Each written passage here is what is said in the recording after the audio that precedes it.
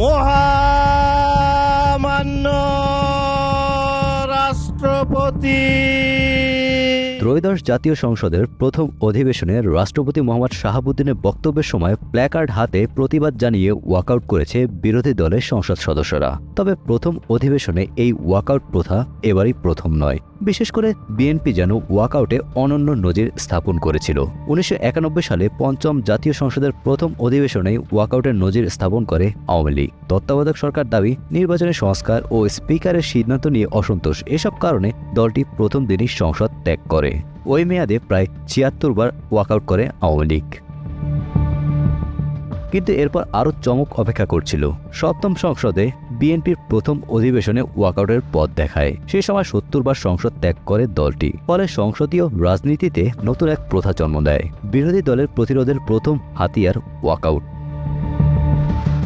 ২০০১ সালের অষ্টম সংসদে আবারও বিরোধী দলের ভূমিকায় ঘন ঘন ওয়াকআউট করে আওয়ামী লীগ। ২০০২ সালের ১৪ নভেম্বর স্পিকার বিরোধী দলের বক্তব্যের সময় মাইক্রোফোন বন্ধ করায় আওয়ামী লীগ ওয়াকআউট করে। সেই মেয়াদে ওআইসি সেক্রেটারি জেনারেল নির্বাচনে বাংলাদেশের পরাজয় নিয়েও ওয়াকআউট করে আওয়ামী লীগ। এই সংসদে মোট ৬০টিরও বেশি ওয়াকআউট হয়েছে।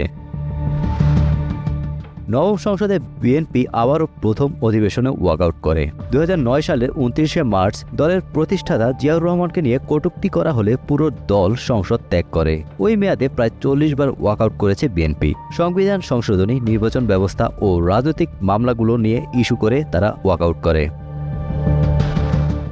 দশম ও ১১তম সংসদে প্রধান বিরোধী দল ছিল জাতীয় পার্টি। তবে এই সময় ওয়াকআউটের ঘটনা কমে আসে।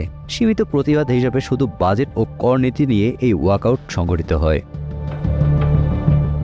বাংলাদেশে ওয়াকআউট রাজনৈতিক প্রতিবাদের একটি শক্তিশালী হাতিয়ার। পঞ্চম ও অষ্টম সংসদে সবচেয়ে বেশি, সপ্তম ও নবম সংসদে নিয়মিত এবং আজও বিরোধী রাজনীতির অবিচ্ছেদ্য অংশ ওয়াকআউট। কিন্তু বিশ্লেষকরা সতর্ক করেন, অত্যাধিক ওয়াকআউট সংসদের কার্যকর আলোচনা ও আইন প্রণয়নে বাধা দেয়।